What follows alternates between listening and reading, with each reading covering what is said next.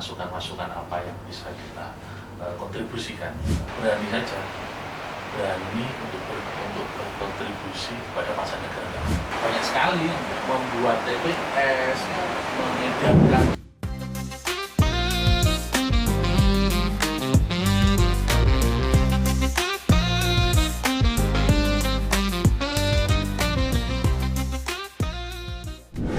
Hai teman pemilih, salah satu tahapan krusial dalam tahapan penyelenggaraan pemilu dan pilkada adalah rekrutmen badan ad hoc.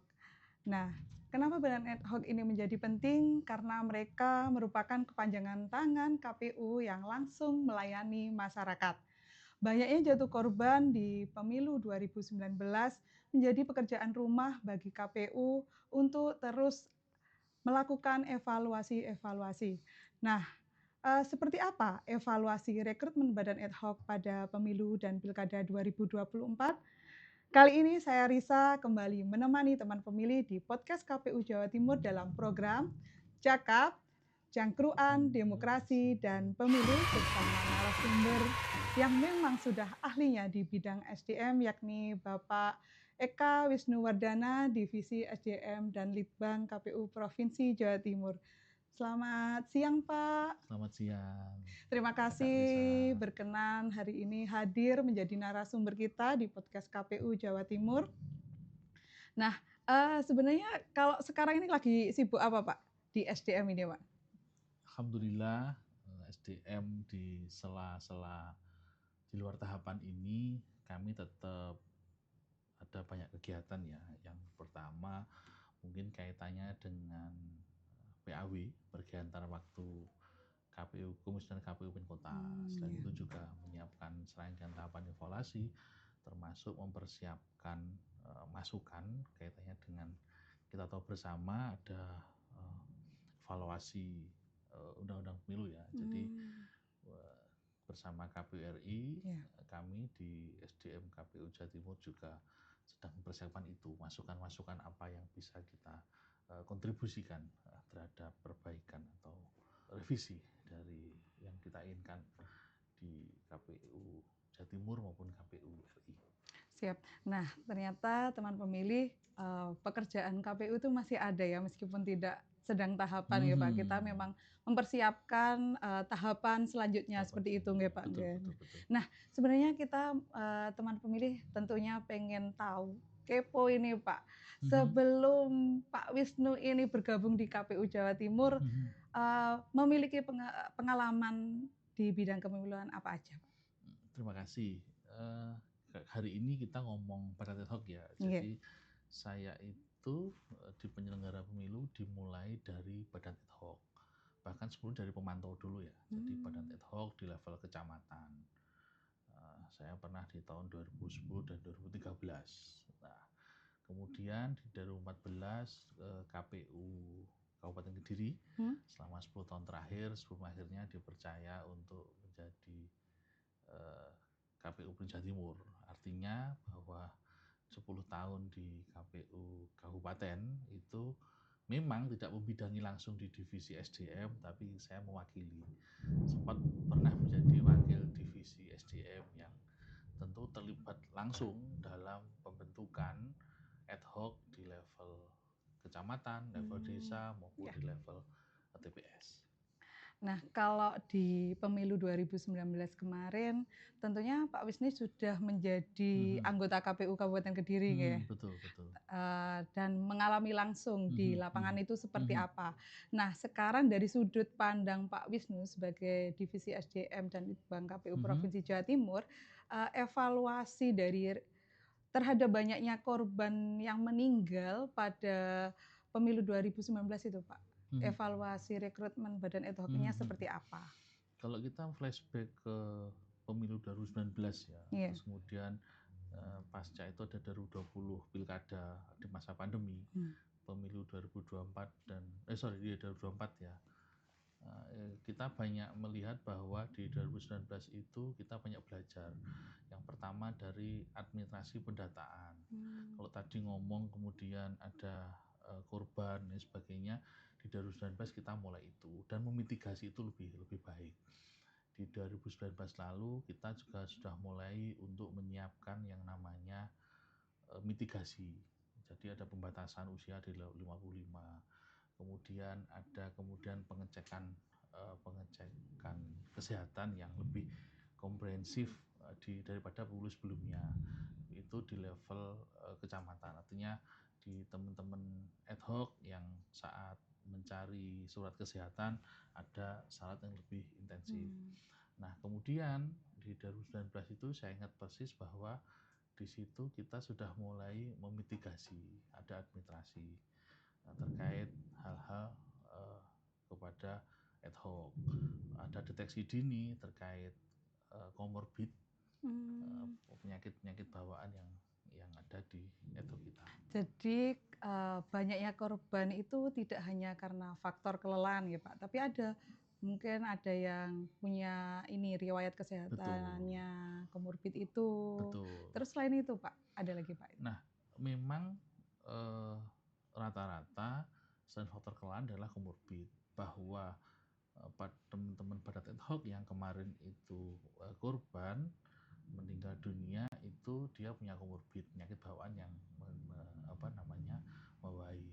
Namun demikian di semakin kesini kami mengantisipasi itu dengan cara memudahkan. Di 2019 kita siapkan namanya metode manajemen kerja di ad hoc. Ada pembagian waktu, ada jeda istirahat, terus kemudian memudahkan dengan sistem aplikasi, sistem informasi. Kita mengenalkan Sirekap. Kalau dulu sebelum 2019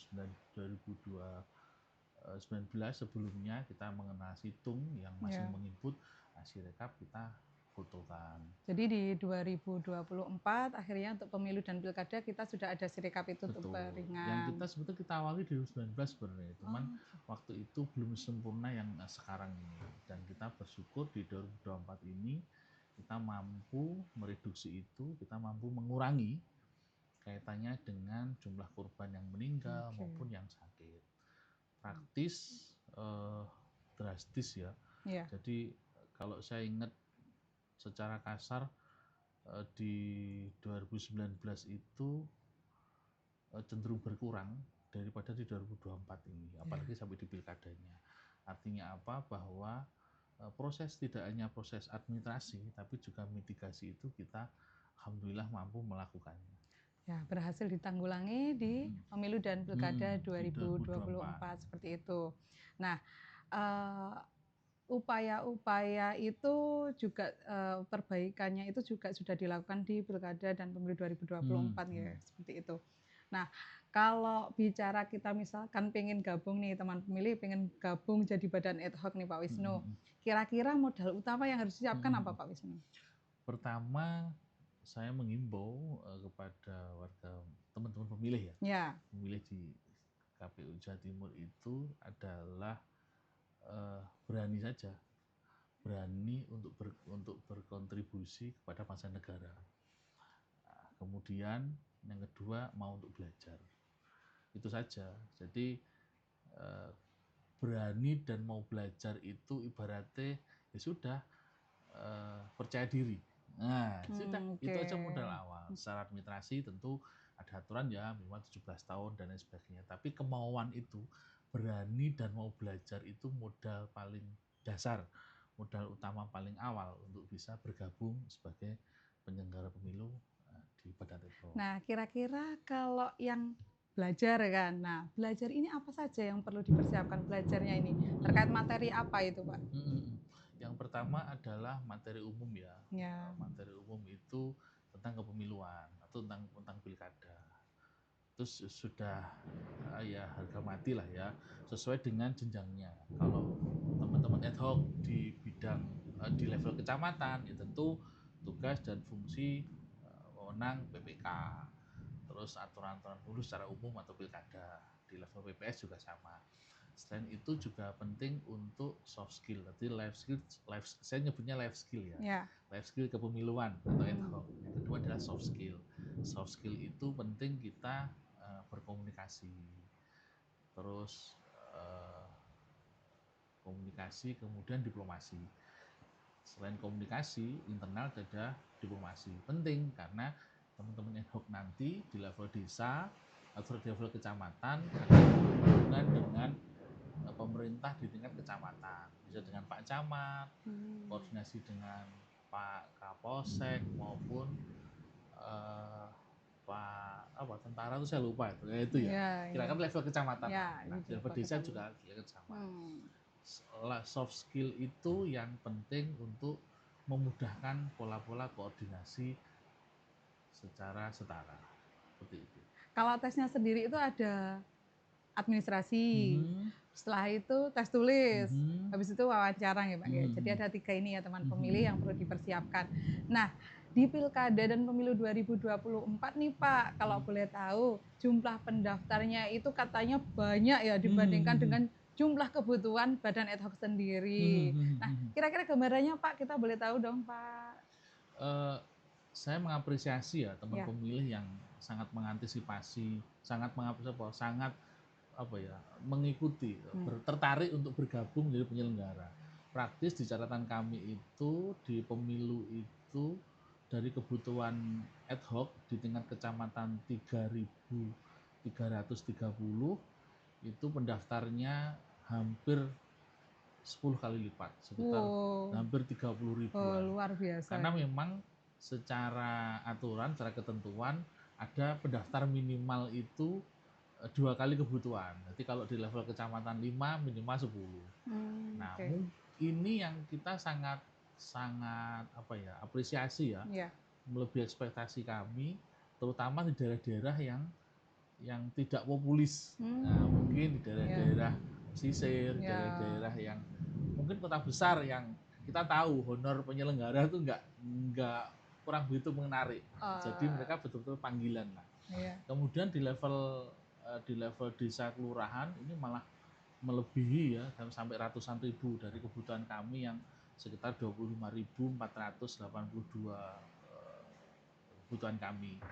Kemudian melebar di tingkat TPS maupun tingkat TPS ya itu sekitar hampir sekitar 800 kebutuhan itu ya kira-kira total ya melebihi kebutuhan. Rata-rata teman-teman itu sampai menyeleksi, hubungan menyeleksi. Padahal di level TPS itu seleksinya hanya administrasi. Itu jadi sampai ada seleksi satu TPS kebutuhan 7, yang data bisa sampai 12, sampai hampir 2 kali lipat. Yang itu kemudian ada seleksi. Nah, animo ini berlanjut dari pemilu 2024 termasuk juga pilkada. Nah, padahal kebutuhannya semakin kecil karena TPS-nya berkurang dari pemilu yang 120.000 lebih ke pilkada tinggal 60.000 lebih. Nah, itu sehingga animonya semakin tinggi. Gitu. Nah, animo yang tinggi dari pendaftar ini itu justru mempermudah penyelenggara untuk semakin menyeleksi atau itu memiliki kerepotan sendiri, Pak? Tentu secara umum memudahkan teman-teman KPU kabupaten kota. Karena semakin banyak pilihan.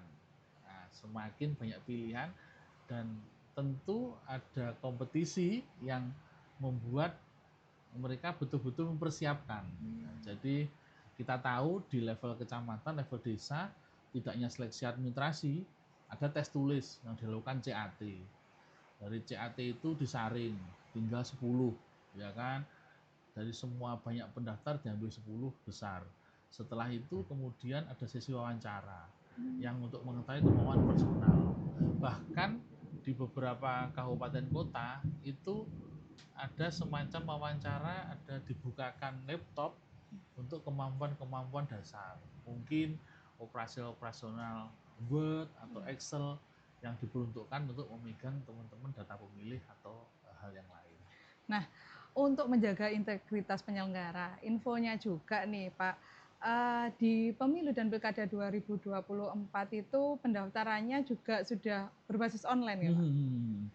Nah betul, jadi saya ingat online itu dimulai di Pemilu 2024 yang itu menggunakan Syakba.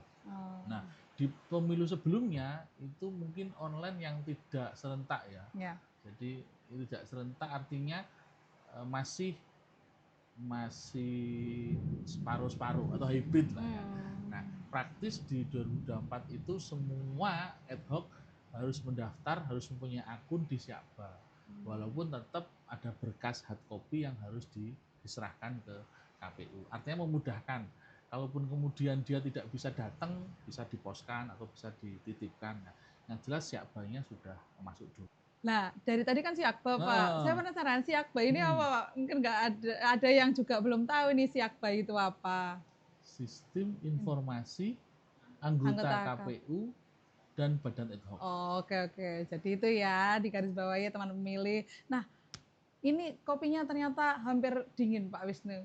Jadi silahkan tunjuk dulu, Pak Wisnu. Ini hujan-hujan, kayaknya minum kopi, itu menarik enak ini, ya. menarik ini. Gimana Pak Wisnu? Mari teman pemilih kita nikmati kopi.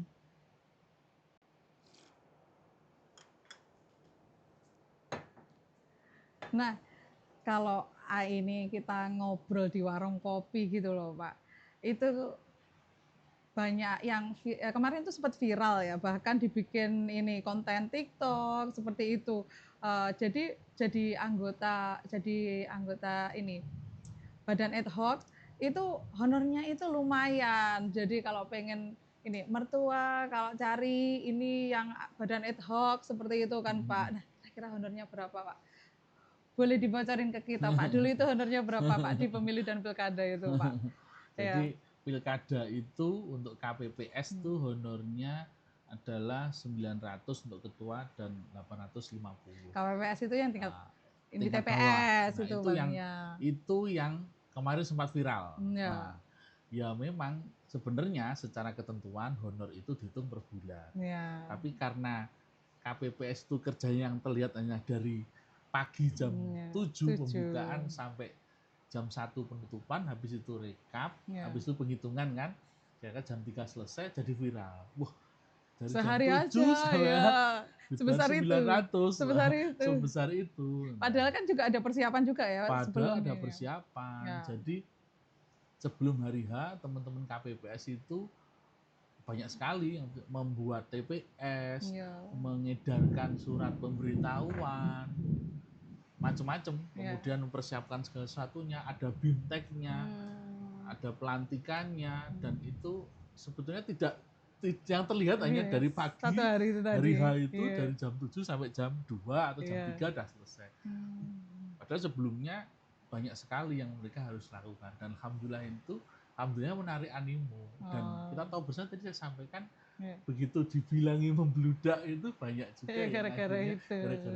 Ya, kalau kita ngomong menarik juga sih kalau dianggap 900.000 sehari, waduh. Nah, iya luar biasa itu hari gini sehari 900.000. Nah, ini kita sudah sampai di penghujung diskusi kita Pak. Nah, mungkin dari Pak Wisnu ada closing statement yang bisa disampaikan ke teman pemilih. Nah, jadi teman pemilih bahwa KPU Jawa Timur menyampaikan apresiasi, terima kasih kepada teman-teman ad hoc yang telah bekerja luar biasa baik di pemilu maupun pilkada kemarin sehingga menghasilkan pemimpin-pemimpin di negeri ini. Nah, terus percayalah KPU Jawa Timur di bawah kendali KPU RI kami berbenah, kami melakukan penyiapan serangkaian regulasi maupun hal-hal yang di luar itu yang akan memudahkan teman-teman ad hoc membuat bagaimana penyelenggaraan pemilu lebih baik, badan ad hoc bisa lebih mudah bekerja, lebih berintegritas dalam melaksanakan serangkaian pemilu maupun pilkada ke depan. Ya, terima kasih Pak Wisnu. Baik teman pemilih, KPU dari diskusi ini tadi kita tahu bahwa KPU telah melakukan upaya-upaya antisipasi agar pada tahapan penyelenggaraan pemilu dan pilkada selanjutnya tidak jatuh banyak korban. Betul. Seperti itu ya Pak. Dan jangan lupa bila ingin bergabung menjadi badan ad hoc pemilu selanjutnya, siapkan tentunya pertama adalah niat ya Pak ya. Niat mau daftar tadi. Kedua mau belajar dan tentunya jaga kesehatan ya Pak, karena itu penting. Terima kasih Pak Wisnu Siap. telah berkenan menjadi narasumber di Sama-sama. episode kali ini. Nah, tentunya nanti ditunggu kehadiran Pak Wisnu pada episode selanjutnya. Siap. Seperti itu. Terima kasih. Iya. Nah, terima kasih juga teman pemilih sudah mengikuti podcast KPU Jawa Timur sampai akhir. Jangan lupa terus update informasi kepemiluan dan demokrasi hanya melalui medsos KPU Jawa Timur. Jangan lupa juga like, share, komen, dan subscribe ya. Akhirnya, wassalamualaikum warahmatullahi wabarakatuh. Waalaikumsalam. Terima kasih Pak.